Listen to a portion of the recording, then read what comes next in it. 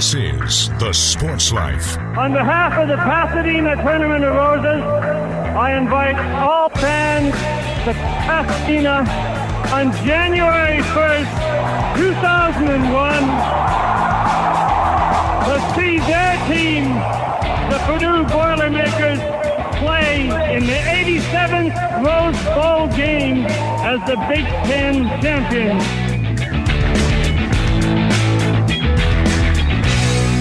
And welcome into the Sports Life. Will Tiemann here along with Dalton Scheller. A magic moment for Boiler football in 2000.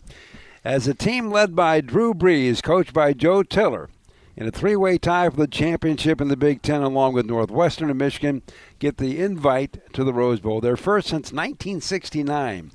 And one of the great things about that whole thing, Dalton, was the fact that Drew Brees was hurt his senior year in high school. Everybody kind of gave up on him, but Joe Tiller did not. Good move for Coach Tiller. I mean, not only do you have the success then, but what Drew Brees has meant to that program and that university ever since, all the donations, I mean, that's a pretty heavy decision to stick with Drew Brees. Oh, yeah. Well, we have a fun show lined up for you as always, and one of the things we're going to revisit a little bit is a chat we had with Mark Silverman. He's the head of Fox Sports right now, but at one time he was the head of this thing called the Big Ten Network. And that's going to be a great story to revisit how this whole thing got launched and became what it is. Other than that, we're going to be catching up with the first ever Sparty. Sparty's one of the best mascots in not just the Big Ten, but the country. The first one to ever be Sparty, his name's Dave Russell, and he's been honored recently going into the Varsity S Club at Michigan State. We'll catch up with him. But also, look, Will, you and I have heard all the discussions. We've talked in some of these discussions. There's a lot going on with college sports, and it has a negative stigma. Whether you're talking revenue sharing, NIL, transfer portal, there's a lot, and some things are turning some fans off. But a lot of coaches that we've talked to in recent times have shared why they still think coaching is good and why all this has so much good to it. We're going to try bringing some light to this world of darkness that is college sports. This might be groundbreaking, Dalton. That's right. It doesn't feel like there's too much of it, so we're going to do our best to bring you some of that straight from the coaches. Well, we have a name change coming up. Yeah, we do. Memorial Stadium in Champaign, Illinois is getting a little bit of a name change, as you mentioned, because the Geese family donated $100 million to the Illinois Athletic Department, so it'll now be known as Geese Memorial Stadium. And Athletic Director Josh Whitman there at Illinois actually talked a little bit about it in this pre-produced video that the Athletic Department put out on social media. Here's the video explaining the significance of it, the details of it, and everything you need to know. Each year, the University of Illinois produces thousands of graduates capable of bringing transformational change to the world. Occasionally, one of them returns home and brings that transformational change to us. Larry Geese, proud alumnus and the namesake of our world-renowned Geese College of Business, is one such person. With his record-breaking $100 million commitment, Larry is opening an exciting new partnership with Fighting Illini Athletics that promises to accelerate our program's upward trajectory. More championships, more graduates, more fans, more impact on our campus, our region, and our world. Larry is making this gift in honor of his late father, Larry Geese Sr., who was a veteran of the United States Army. To commemorate his father's service and Larry's remarkable support, we will add the Geese name to our beloved home of Fighting Illini football. From this day forward, it will be known as Geese Memorial Stadium. With Larry's support, Geese Memorial Stadium will continue to stand as a proud beacon of hope, service, and sacrifice for those who have served our great nation. A unifying force and a gathering place for lifetime memories past, present, and future.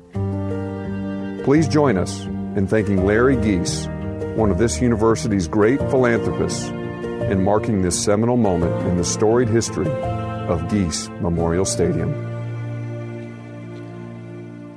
Unbelievable donation, $100 million. That's a lot of money. It is. I mean, I don't know what you do besides just say congratulations. It's kind of hard to comprehend. I mean, if you won the recent Powerball that was at $1.8 billion, it kind of makes sense to make a donation like that. But, I mean, that just goes to show the significance in the impact that Illinois has on the Geese family and vice versa as well. The Geese family, certainly with Illinois. Magic moment, no doubt, for the Fighting Illini. Well, when we come back with more of the Sports Life Show, we're going to visit with a guy who was the first Sparty ever. But first, this time out. Oh, yeah. Hey, Dad. Did you get a new haircut or something? A new shirt? You're looking good. What happened? A little fender bender? How little? A few days in the shop little? But thanks to Mom and our agent, we've already submitted a claim and can track the status right from the app. Auto Owners pays what they owe without any hassle. Sounds like simple human sense. I'm fine, by the way. Oh, yeah, I was gonna ask. Ask your independent agent if Auto Owners makes sense for you. Every kid deserves a chance to feel safe, to have their own bed, to be loved and cared for. That's why I love my foster parents. They make me feel like part of the family. Raise hope and foster dreams for one of 13,000 Michigan children in foster care. Visit michigan.gov/hope for a home or call 855-MICH-KIDS. That's 855-MICH-KIDS. Sponsored by the Michigan Department of Health and Human Services and the Michigan Association of Broadcasters. Do you hear that? That's the sound of uncertainty lurking under your hood. You know the feeling. I know I do. That sudden sinking sensation when you see a check engine light or your car unexpectedly breaks down and you're faced with sky-high repair bills. It's time to shield against unexpected repairs with CarShield. CarShield is America's most trusted auto protection company and has an A rating with the Better Business Bureau. Don't let the fear of a breakdown keep you up at night. Trust the Shield, CarShield, and say goodbye to terrifying repair bills and hello to peace of mind. Your plan also comes with 24/7 roadside assistance, courtesy towing, rental car options, and so much more. Don't wait till it's too late. Call CarShield now before a breakdown. Protect your wallet. Protect your car with CarShield. Get our best protection ever. Call now. You'll thank me later. 800-965-1292. 800-965-1292. That's 800-965-1292. We'll be back with more in a moment. This is The Sports Life.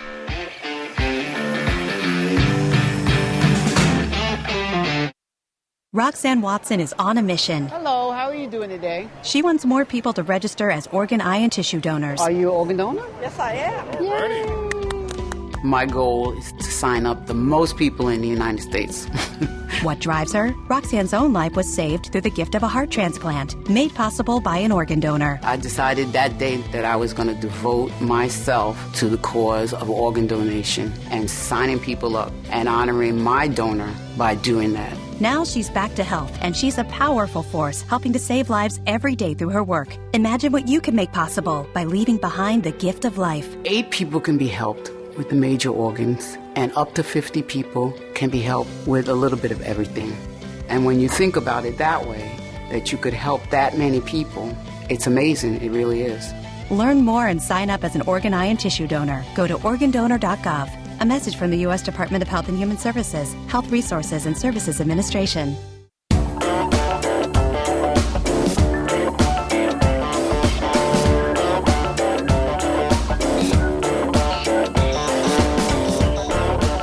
And welcome back for more of the Sports Life. Will Team in here along with Dalton Shetler.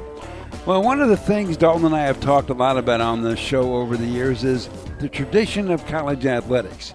And when you talk about tradition, mascots, well, they are a big part of that discussion. And imagine this. Back in 1989, an engineering student from Hastings, Michigan, got tapped on the shoulder, and he became the first ever Sparty mascot. And his name is Dave Russell, and he's joining us today. And Dave, thanks for being part of our show. I guess the obvious question for me to ask you first is, how in the heck did you become the first Sparty? I'll give you somewhat of the short version. My first year at Michigan State, I was on a spring break trip going to Florida, had a layover in an airport, and I sat next to Judd Heathcote. We just started talking, and he asked me to come to his office after I got back from spring break, he said he might have something for me to do. And he wanted me to run the Spartan Spirits. At the time, that's the same thing with the Izzone is now, was the Spartan Spirits. We ended up selling out. Plus, I got to know people in the athletic department by working through the ticket office. I ended up working in the ticket office as a student. And in the summers, I stayed there, worked in the ticket office, and I played basketball with university full-time employees at lunch. And one of the people that I played basketball with was on the committee to bring back Sparty. And he asked me if I'd be interested in doing it. And naturally, I said yes. Next thing you know, they had me go to Tennessee to cheerleading camp with the cheerleaders and a whole bunch of other mascots. So that's how I became Sparty. Okay, so now you're Sparty. So what was that like? Did you have like an agenda of things, or what happened after that? The biggest thing that we wanted to do was get out in front of people and pay attention to the kids. The kids, whenever you walked on the sideline, they always wanted the high fives. And so really that was the biggest thing. One of the things I did learn when we went to mascot camp was exaggerate all of your movements. If you look at the Sparties that now, they exaggerate their movements. They're really great at what they do. There's no question. Well, for example, if there's a basketball game, there'll be two Sparties, one working the first half, one working the second. In 1989, when you were the Sparty, you worked every event. How was that? It wasn't real good on my grade point, but it was an unbelievable opportunity. The biggest thing was I was the only person in the costume, and that was really important to me. I learned a lot from that. Some soft skills there. Make sure you're on time. Put in the effort to make sure it's done right. I got to skate and hockey. So many things that I was able to do. I mentioned the Aloha Bowl. I went to that. Traveled with basketball to the NCAA tournament. Things that I never would have been able to do. But I will say it was taxing. Every time I was in the costume, I was the only one in it for the whole game. I'd lose 10 pounds every time I was in the costume. Okay, if you're a Sparty, it's supposed to be a secret, and people don't know you're a Sparty. Was it that way when you were the first one, or did the tradition start with you? It was supposed to start with me. A lot of my friends did know. I lived with a couple football players. They knew. My girlfriend at the time, she knew. It wasn't as big of a secret as it is now. They do a much better job of keeping it undercover. So when you think back at this, are you surprised at all, Dave, how the Sparty mascot has grown? I mean, it's a national figure, and it's well known everywhere. That was one of the biggest things when I did talk to them about bringing back Sparty. They had a goal, and they modeled after the University of Georgia Bulldog. They wanted to be nationally known, and they did a phenomenal job of getting it out there, and it has grown so much. Like I say, the people that are in the costume now, I'm not sure I don't think I could be Sparty now. They are so much improved and so much better. The tryout process and what they do, they really do an unbelievable job of getting the right people in that costume. Well, you're at all the football games. Now, you haven't really missed one since the 1987 season. Let me ask you this. Advice that to new Sparties come up and ask you advice, or current Sparties say, hey, Dave, what do you think about this or that? In general, don't take this for granted that you're doing a Sparty, because you mentioned earlier, Will, did you ever feel that it was going to grow or be what it is now? It is such an honor to be in that costume. It is more than you could ever believe. It's a big honor to be in that costume. So, to put it bluntly, don't screw it up. That's always a good idea. Well, speaking of honors, you got a heck of an honor. This year, you're going to go into the Varsity S Club as an honorary member. And I'd like to ask you about that a little bit. When you got notified that you were going to be accepted into this club, which is a special group, what were your thoughts? How were you feeling? Wow. what an incredible honor, because I did know a couple people that had that honor before, and to be considered, let alone being in the Varsity S Club as an honorary member it's unbelievable. Being a Spartan and being around Spartan athletics, it's pretty hard to get a higher honor as being a non-athlete, and then you get to be in their fraternity, really. So it's pretty amazing. So as a final question, Dave, as you look back and you say to yourself, how cool was it that I was the first Sparty? I was at lunch today, and I went up to the counter to get my food, and the lady behind the counter said, "Aren't you the first Sparty?" And just for people to know that you don't even know, it's pretty amazing. It's pretty cool. I think it's to be the first one. Nobody can take that away from you from being the very first one. No matter who comes behind you, you're the first one that did it. And so I am proud of that I was the first one to be in that costume. That's something that nobody can take away from me forever. Well, that is a neat thing. And by the way, Dave, congratulations on being the new member of the Varsity S Club. Appreciate your time. Thanks, Will. Appreciate it. And we should also note that Dave Russell, since 1995, has been the liaison to the Big Ten football officials for MSU home football games. And he was also an assistant ticket manager at Michigan State from 1992 to 1996. Currently, he is the president of Hastings Fiberglass Products. Well, when we come back with more of the sports life, we're going to talk about why coaches coach and the good they find in it. But first, this break. So, got one for you, boss. Oh, yeah? What's black, white, and dented all over? I give up. The company truck. I know, but thanks to our agent, we've already submitted an insurance claim and can track the status right from the app. Auto owners pays what they owe without any hassle. Lucky for you, that's simple human sense. Ask your independent agent if auto owners make sense for you. Here's a real-life story that affects 50% of all of us out there. It's called divorce. If you've gotten divorced and now you're struggling to pay your bills and your credit card debts are completely out of control, you need to call this special debt relief hotline right now. We help people with all kinds of money problems caused by different life challenges, a divorce, a job loss, even heavy medical bills. All these life events can sometimes financially stress you out and cause you to get out of control. We help people get their lives back by showing them ways to consolidate and reduce their debt, in some cases for a fraction of what they owe. If your credit card balances are more than $10,000, call us and learn how to reduce your credit card bills and monthly payments now. Here's our number. Paid for by Debt.com. Call now, 800-810-1584, 800-810-1584, 800-810-1584. That's 800-810-1584. That ought to do it. Totally energy efficient. Oh, no, not again. This time, we're getting help. Ladies and gentlemen, it's the battle of energy efficiency improvements. In this corner, Mr. I can save money and do it on my own. And in this corner, Miss Let's Get It Done Right with some help. Fight!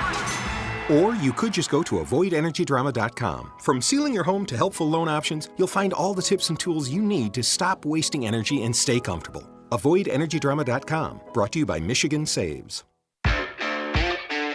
We'll be back with more in a moment. This is The Sports Life.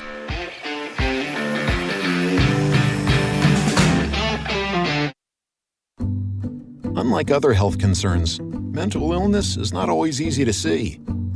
Depression won't show up on an eye chart, and you can't measure it on your bathroom scale.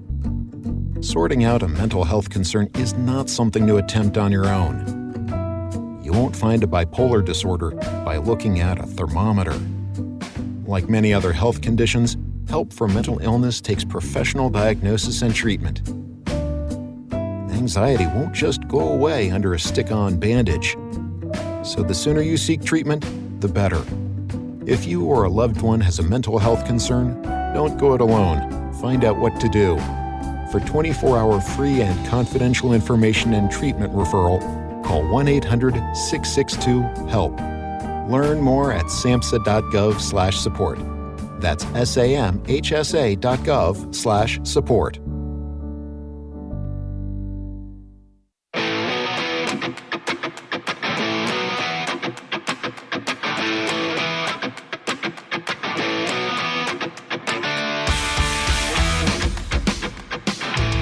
And welcome back for more of the Sports Life. Will Teeman here along with Dalton Shetler.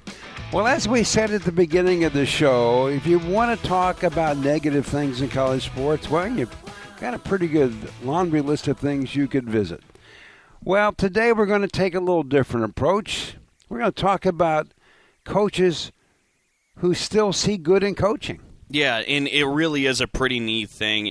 This actually kind of stemmed from a side project that I have with the Dribble Drive podcast, where we talk Big Ten women's basketball with myself and Austin Render, who's the voice of Indiana women's basketball. And we've been talking with all the coaches throughout the offseason, and we started to strike this theme of why coaching has such a positive impact and why it still matters to the coaches through the midst of all the changes and all the chaos and everything going on.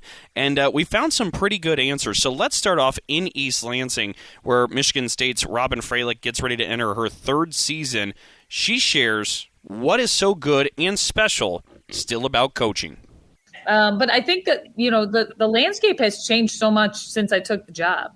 So athletics has changed dramatically in the last 2 to 3 years. And so I think we're always learning. I think right now we have to be really adaptable. I think we have to kind of figure out the new landscape. But what has stayed the same, and I coached Division II basketball, I've coached mid-major basketball, and obviously at Michigan State, is the things that matter always matter. I don't care what level you're at. I don't care how the athletic landscape continues to change. There's just certain things that are fundamental in building a program, a player's experience, and how to try to be, how to be competitive. And those things have sustained at every level. And so as a staff, with all of these changes, which, for coaches, administrators, players are like, we're kind of always trying to understand what's going on. The cool thing is, and our staff has really focused on, just focus on the things that matter, right? The things that matter always matter. And, I think our team understands that that's where our priority is. The things that matter always matter. Robin Freilich, head women's basketball coach at Michigan State. I think she nailed it. No, I think so too. And actually, we started with her because that's where this whole series started to begin. As we had more and more coaches on, we started to ask some follow-ups to those coaches to get their perspectives. Next one in line, Oregon's head coach on the women's side, Kelly Graves. Kelly's had some tremendous success leading Oregon to national relevance. He talked about why coaching still has such a positive impact. I think coaches can have a huge impact still on young people's lives. A lot of them, and some of them, need more direction than they've ever gotten because oftentimes they're not getting it at home like we did in my generation, and so you can have an impact on their lives, and I get feedback all the time, some negative as well, but a lot of positive ones. I get those texts, Coach, thank you so much for everything you did and taught me this, blah, blah, blah. The relationship building is still a big part of it. You have a chance to just develop great relationships. I spend more time during the season with my staff and my players than I do my own family. And so you can become quite close. And then we're providing, I think, a great service, entertainment. A lot of people, if you've been around Eugene, you know that people are women's basketball fans here. It's part of the culture. And just this morning my oral surgeon, huge fan. Kids come to the games. They've been coming for years. And so I know it's a big part of people's lives. And I like that we can bring them that joy. Kelly Graves, head basketball coach of the women's team at Oregon. I'm trying to imagine he's at the dentist. And I wonder if, how they can work on you. And they always ask you questions when you can't answer. Uh-huh. Coach, what do you think about that Purdue game coming?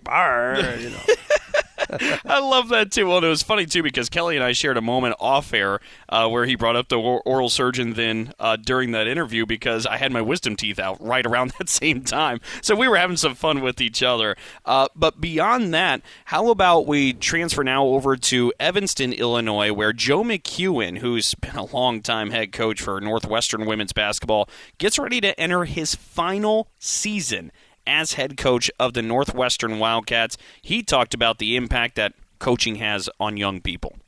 Yeah, I appreciate that, Dalton. And I think the biggest thing is, again, the relationships.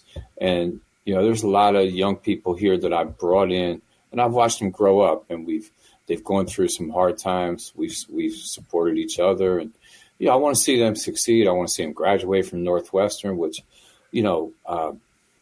it sets you up for the rest of your life if you take advantage of our degree. And, those type of things are really the most important thing. And, just to see them and go through the, all the things that come with that, to go through it with them, knowing that your experience, you've been through this before, they never have. So, you want to be a compass for them if you can and just help them wherever you can. And I enjoy that part.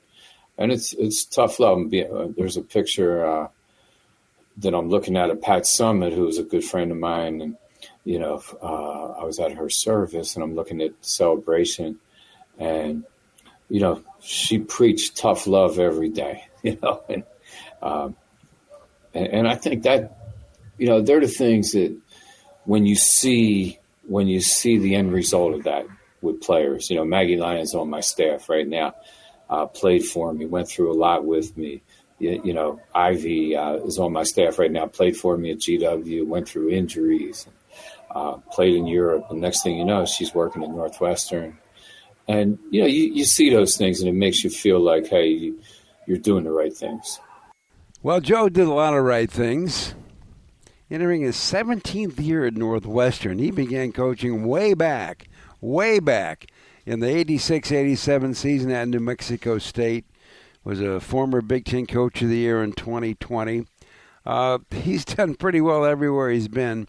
But I think anybody that's met him, Dalton, just gets this sense that this is a grounded person. And if you're a parent, you have no problem having him take care of your child. No, I think you're spot on. And, you talk about the longevity of his career. I obviously spent a lot of time at Northwestern. Also, the stop before at George Washington, he was their all-time leading coach in wins, too. So, in two different stops, he's the all-time winningest. Just an amazing career. And to your point, when the Big Ten radio guys kind of get together and we interact and talk, we all decided that if there was one coach to have dinner with in Big Ten women's basketball, Joe McEwen is the guy you want to spend that evening with. Just really humble, to your point. Kind of saving the best for last when it comes to the good of coaching. Minnesota's head women's basketball coach, Dawn Plitzowite, had a really good story about some of the student athletes that she trains and coaches and kind of goes through this journey with. Let's hear what Dawn has to say from Minnesota about the good of coaching. Oh, 100%. We have a young lady, Sophie Hart, who just finished up an internship. And in her internship, she had a presentation on the last day and on second to last day. And so she sent me a picture of her in her power stance, where she's building confidence. And we did this biological research on why that really works. And then, she talked about how she kind of got nervous and got sped up at first, but then went back to her media training and she felt really confident about it. And she took a picture with the CEO and the senior vice president and sent it. Well, that confidence that she gained through different experiences is going to carry her far into her future. And that's what's really fun about this. Yes, that happens on the basketball court, no question. And when it happens on the basketball court, it can correlate and it can transfer. It can be a transferable skill off the court. But when it happens off the court, it can also be a transferable skill on the court. And so watching young ladies grow in their ability to do new things, to get out of their comfort zone, try new things, which is really hard for anybody, not just college age students, but grow in trying new things.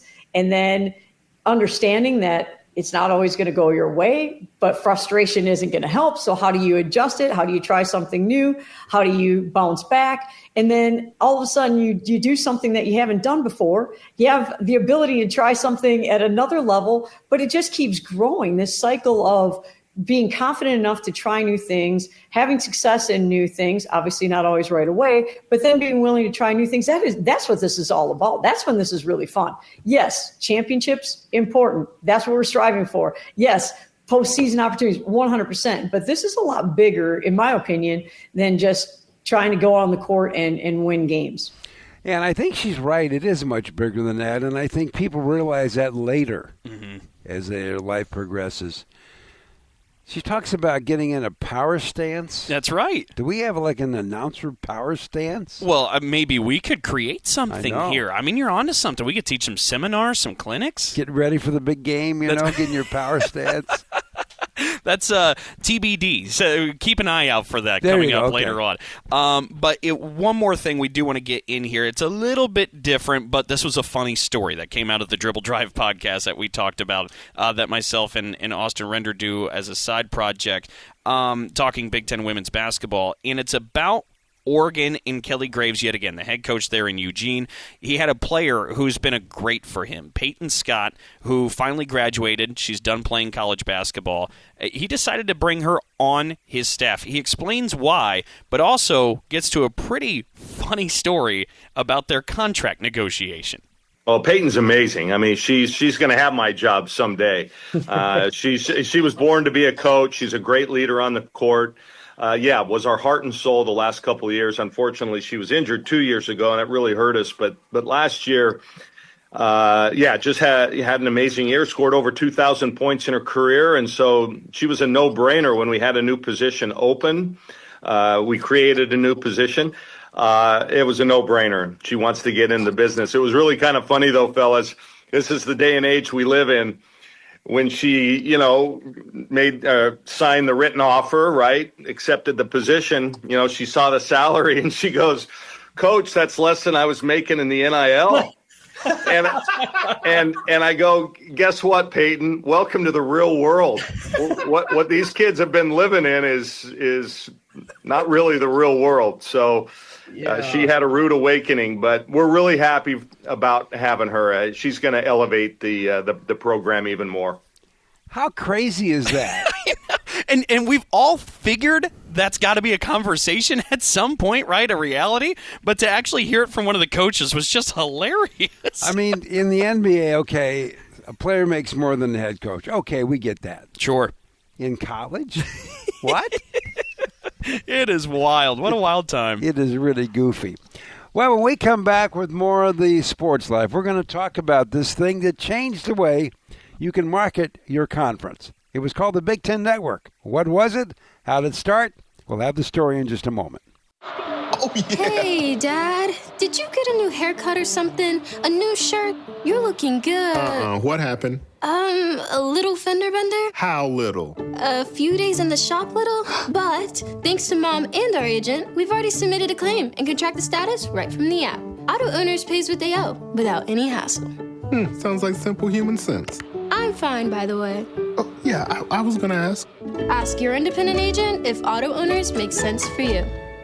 So I graduated last year and got a job. Sweet! But it got boring. I didn't really have a purpose. Then I started volunteering with Community Action. It's a statewide network with 29 agencies across Michigan. Community Action helps people with food, housing, utilities, childcare, senior services, you name it. I found my purpose, helping people, changing lives. Won't you join me? Call 1-855-MI-ACTION or go to MichiganCommunityAction.org. Sponsored by Michigan Community Action and Michigan Association of Broadcasters.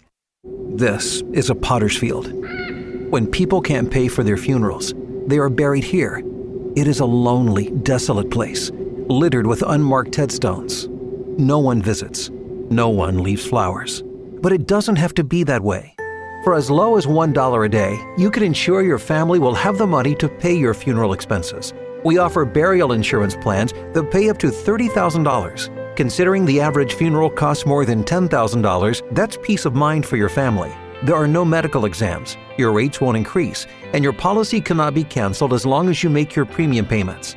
Call now to get approved in minutes and ensure your final resting place is more than just a pauper's grave in a potter's field. 800-562-2407. 800-562-2407. 800-562-2407. That's 800-562-2407. Paid for by Final Expense Direct. We'll be back with more in a moment. This is The Sports Life.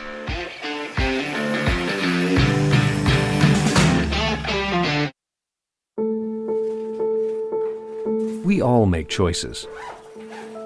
When it comes to alcohol, kids make choices whether to drink or not. Bye, Dad. Bye-bye. Remember, I'm going to Alex's party tonight and sleeping over. Hey, have a seat for a second. Remind me about that party again? Alex is just... And adults make choices whether to talk about it. That's true of parents and every other trusted adult in a kid's life. Kids want to know our expectations when it comes to alcohol and other drugs. They want guidance and honest answers to their questions. And it makes a difference when the message is consistent and part of everyday conversations. So talk with your kids and help lead them on a positive path. Because when you talk, they hear you. For more information about talking with your kids about underage use of alcohol and other drugs, visit underagedrinking.samhsa.gov.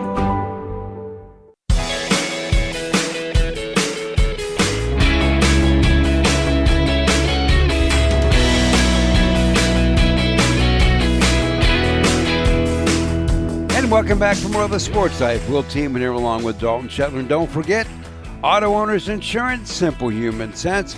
Ask your independent agent if auto owners make sense for you. Well, the Big Ten Network has redefined how we look at conference television. People question, would it work? Could a conference have its own TV network in the truest sense? Well, we know the answer is yes, but that wasn't so clear way back. And Chris Castle, one of our original hosts here on the Sports Life, had a chance to catch up with the first president of the Big Ten Network, Mark Silverman, and they talked about how this whole thing got underway. Well, we're excited to have you today. So thinking back to 2007 or even before that for you, you already had a tremendous career in broadcasting, working for Disney and ABC and others. What's your first memory of hearing about this thing called the Big Ten Network, and what did you think then? Yeah, a coworker at Disney had recently moved over to Fox, and we were having lunch, and he said, I'm working on this really interesting deal with the Big Ten Conference to establish a network. This is probably early 2006 or so, and I thought it sounded really interesting. And he said, yeah, we're going to go in and do a long-term deal. We're going to make a big investment, speaking on the Fox side, and we'd be, might be something you would be interested in running. And I said, yeah. I go, I'm not sure if it would. I go, well, are you going to have football and basketball on the network? And he looked at me and goes, yeah, of course. There's going to be a ton of football and basketball.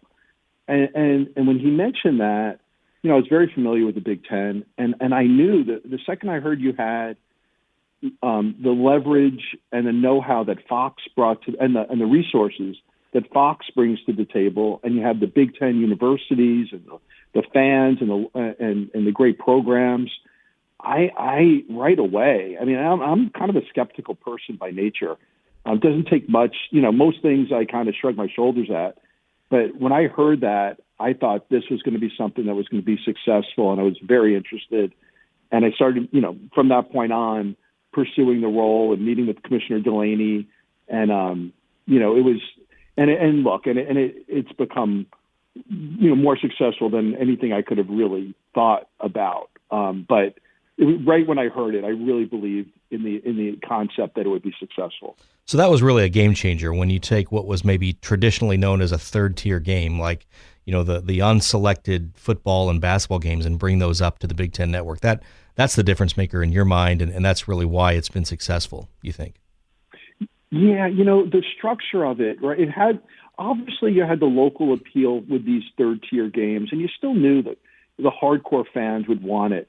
But the way the network was structured, and that wasn't me. I mean, that was really the Big Ten Conference doing a lot of this, and Delaney. when they made sure that the network had 3 number 2 football picks and 3 number 3 football picks. So basically half the football season, half of the weeks of the football season, you're going to have the second or third best game in the Big Ten. So you had a national appeal as well going in, as well as a local appeal. And in basketball, Big Ten Network had, I believe, I think 60, 70 conference basketball games. So even if they weren't the top 10 or 20 picks for basketball, the conference is so deep that you knew you were getting quality matchups left and right just due to the quantity. And the more I read about it and asked questions, I just knew if you're a Big Ten alum, a Big Ten fan, a Big Ten student, this is something you're going to quickly adapt to it and really enjoy. So you guys were really creating a new way of doing business. You no longer was the Big Ten just content to take a check from an existing media network. You were creating a new way of doing business, building something new. Was there any point early on where you hit a wall or you came upon some obstacle and you were like, what are we doing? And then was there a time when you thought everything is really coming together and this is going to work? Yeah. I mean, look, a lot of times, good things don't come without a lot of effort and some challenges and struggles. And we were no exception. I mean, I'd say the 2 big challenges that we had, I started the role December of 2006, and we were going live in August 2007.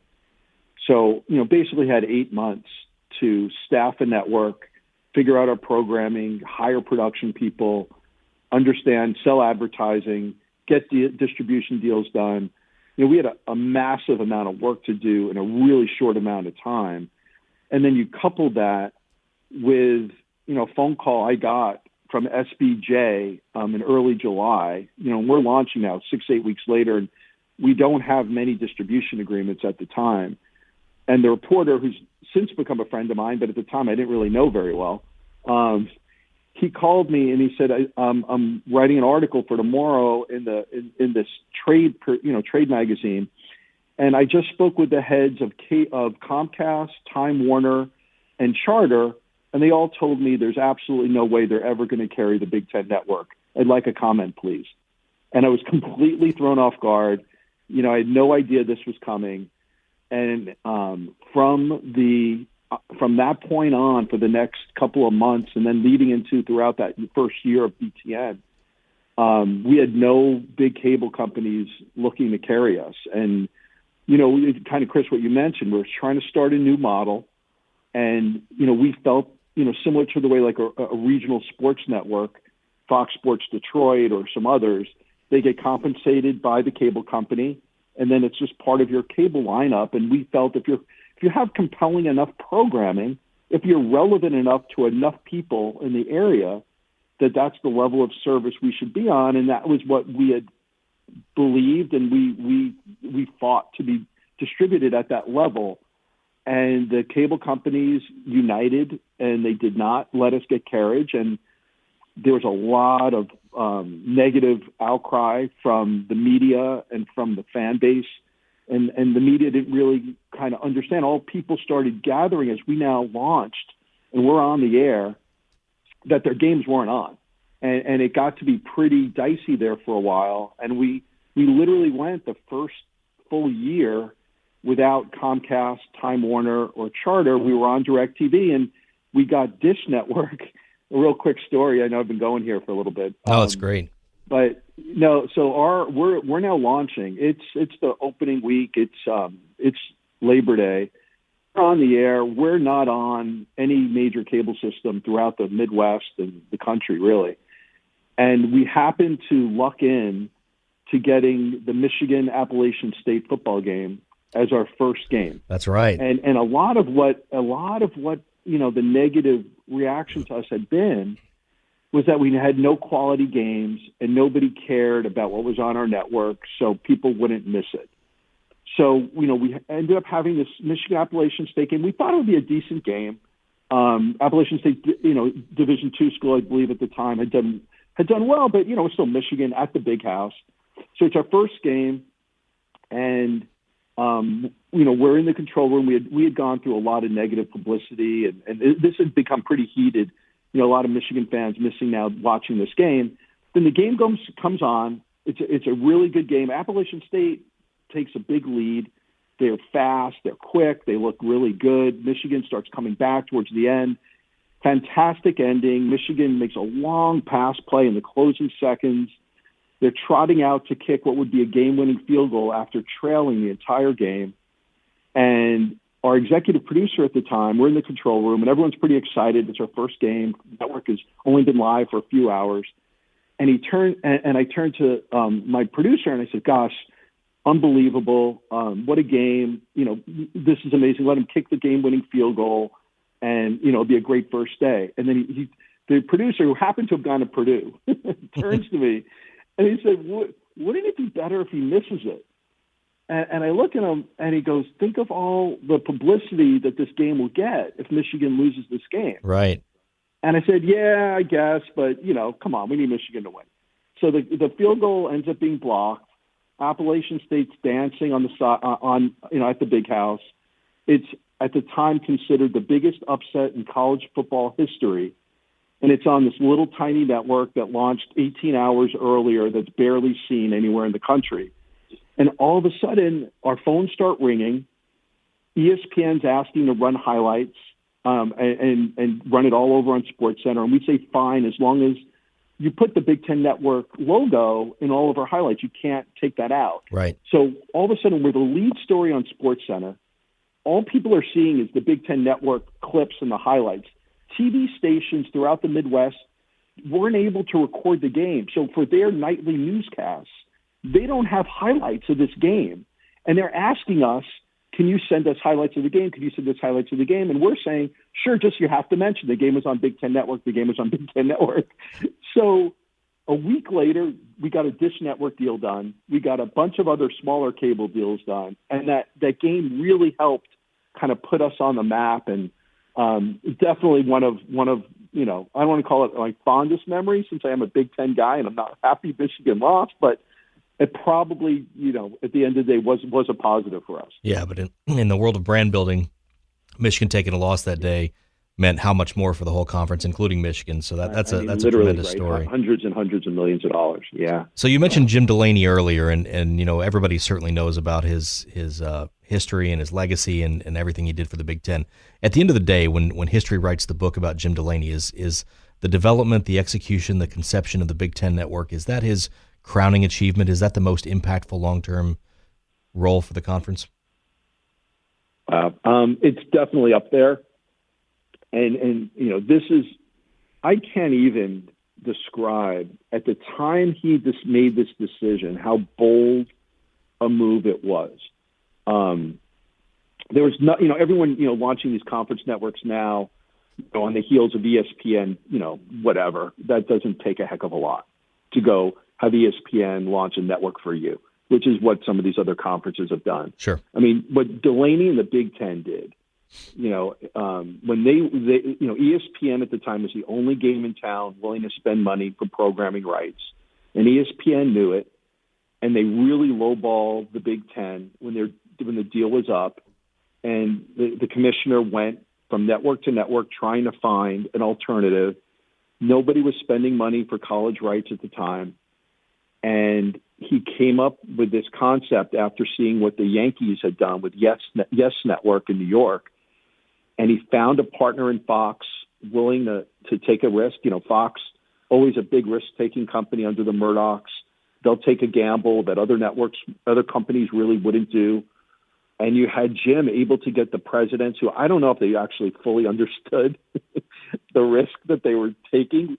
And I don't know, frankly, if Jim really, to this day, you put him on a lie detector, I don't think he had any idea how difficult this would be, and that we'd go a full year with a lot of people not watching their games. Not that we would do it any differently, but I think it was a lot harder than we all realized it would be. But for Jim to kind of have that vision and the fight in him, and he and I worked very closely to help get this network distributed.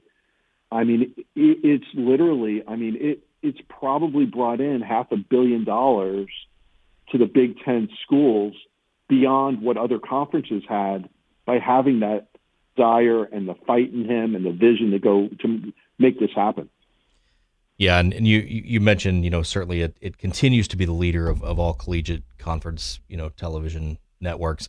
But I think what, with all the hard work you and others have done over the years, I think the one thing that's really impressive to me too is I believe it was still, even to this day, when it was launched in 2007, it was still launched to the most households of any network on day one. Is that true? Is that accurate? It was at the time. Yeah, I don't know if it still is. At the time we had 30 million homes in the first 30 days, and a lot of that was because the story I just talked about. Yeah. The Michigan game helped bring in a lot more to get to. At launch, we did not have anywhere near that amount, but we got there after a few weeks as people were missing their games, and the cable operators were starting to get pressure from their local subscribers. So they started adding the network. So it was successful at launch relative to others, but it really we didn't hit our stride until the second year when we got the Comcast deal done, got the Time Warner deal done, got some of the other larger cable companies. And by year two, it was a very, very, we hit break even quickly, and then we just started really, really growing. And, the beauty of this network is the conference kind of gets to double dip. I mean, the BTN pays the conference a rights fee, a significant rights fee, and then the conference also participates in the profit of the network. So there's two ways the conference benefits, and that's a different structure than any of these other conference networks. None of these other conferences, other than the Pac-12, but they own a network that's just struggling and not really worth anything, or not worth much, I should say. The other conference networks, those are ESPN-owned networks. Right. So this is really the only one that the Big Ten has grown an asset that then they can monetize down the road, and it's a massive growing asset. So again, really a great structure. Everyone from Fox and from the Big Ten, I think, is just really proud of what we've been able to do together. Well, Mark, it's a great story. It continues to make an impact. It continues to unite the fan bases across the Big Ten and across the country. And, you played a huge role in it, and we just appreciate your time today. And thanks for the insight and the information. My pleasure. Thanks for having me on. It always kind of, brings a smile on my face to reminisce about those days. So thanks for having me. Who would have guessed the Big Ten Network would be so big? And I would have never guessed Appalachian State would beat the Wolverines for their first game in the football world. So when we come back, our parting shots in just a moment. So, got one for you, boss. Oh, yeah? What's black, white, and dented all over? I give up. The company truck. I know, but thanks to our agent, we've already submitted an insurance claim and can track the status right from the app. Auto owners pays what they owe without any hassle. Lucky for you, that's simple human sense. Ask your independent agent if auto owners make sense for you. So I graduated last year and got a job. Sweet! But it got boring. I didn't really have a purpose. Then I started volunteering with Community Action. It's a statewide network with 29 agencies across Michigan. Community Action helps people with food, housing, utilities, childcare, senior services, you name it. I found my purpose, helping people, changing lives. Won't you join me? Call 1-855-MI-ACTION or go to MichiganCommunityAction.org. Sponsored by Michigan Community Action and Michigan Association of Broadcasters. If you have diabetes, listen up. If you have insurance, you can qualify for a continuous glucose monitor. With a CGM, you can continuously track your levels and trends and spend more time in range, significantly lowering your A1C. More importantly, a CGM eliminates the one thing most people with diabetes hate: painful finger sticks. Order your new continuous glucose monitor today. If you use insulin and if you've seen your diabetes care provider within the last 6 months, you may qualify for your own CGM right now. We'll do all the insurance paperwork and deliver your new CGM at little or no out-of-pocket cost to you. Medicare and most insurances will cover your CGM, so don't wait. Have your insurance handy and call the Aptiva Medical CGM Health Hotline right now. 800-948-6912. 800-948-6912. 800-948-6912. That's 800-948-6912. We'll be back with more in a moment. This is The Sports Life.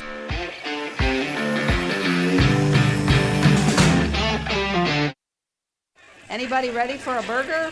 I'm State Fire Marshal Rich Miller, reminding everyone to think safety first when it comes to outdoor grilling, whether it's charcoal or gas. Never overload your grill with food. Excess fat and grease will create large flames. Grill outdoors and never inside or in a garage.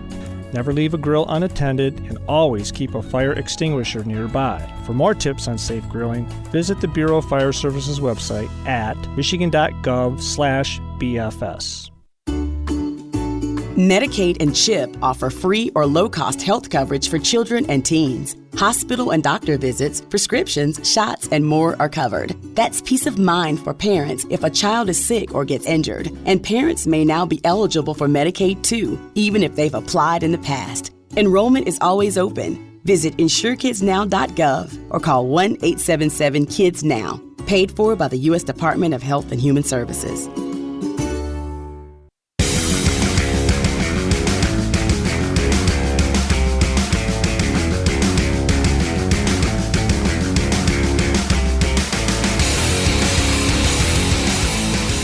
And welcome back for more of the Sports Life. Will Tiemann here along with Dalton Shetler. Fun show. We now know how the first Sparty became the first Sparty. Great chat with some of the women's basketball coaches in the Big Ten, why they still love coaching. And that story about the Big Ten Network is so good. It's just so good. Mm-hmm. So we have now worked our way to our parting shots, Dalton. And we're going to do something a little bit unique with this one here this week. And by the way, if you aren't already, make sure you follow us on Twitter or X. At Sports Life Now is our name. That's, again, at Sports Life Now. For our parting shot, we decided we kind of wanted to go full circle with what we were doing. We started this entire show talking about, in the Sounds of the Week, Illinois changing the Memorial Stadium name to the Geese Memorial Stadium with the $100 million commitment that Larry Geese and the Geese family are making to Illinois athletics. And it got us thinking a little bit about the tradition and history that is so rich with Illinois athletics. And it dates all the way back to when Memorial Stadium was first dedicated, Will. Well, you're going to go back to the 20s. And, it's 100 years. Yeah. Here's a. I know you like numbers. Mm-hmm. You just threw out that 100 million number. It just rolled off your tongue. In today's money, it costs $31 million to build Memorial Stadium. Wow. He's donating more than it costs to build the place in today's cash. Could have 3 stadiums. But the Memorial Stadium is really a special place. And it got the name Memorial Stadium because it was a tribute to all the students at the University of Illinois who lost their lives in World War I. And if you ever had a chance to go to the game there, to this day, they have the columns, and they have names in all the columns. And later they would extend that to World War II, people who gave their lives for our country. And that was one thing. But if you like sports, one of the greatest sports moments of all time was the dedication game. It was Michigan and Illinois, and most college football fans have heard of Red Grange. He touched the ball 5 times in that dedication game. He scored 5 touchdowns. So he did pretty good as Illini beat the Wolverines in that one, 39-14. So, and then you go through the history of Chief Illinois. So this facility is really special. And this gift, and put your name on something like Memorial Stadium, is a big deal. Mm-hmm. Well, with that is a wrap for our show this week. As always, thanks to everybody for joining us. And we should also note that you can find us wherever you find your podcasts, like SoundCloud, Spotify, and Apple. And make sure to check us out and hit subscribe. As always, thanks to the Big Ten Network. The Sports Life is produced by Dalton Shetler. Our executive producer is Wendy Hart. So on behalf of Dalton Shetler, I'm Will Tiemann, and thanks for your time.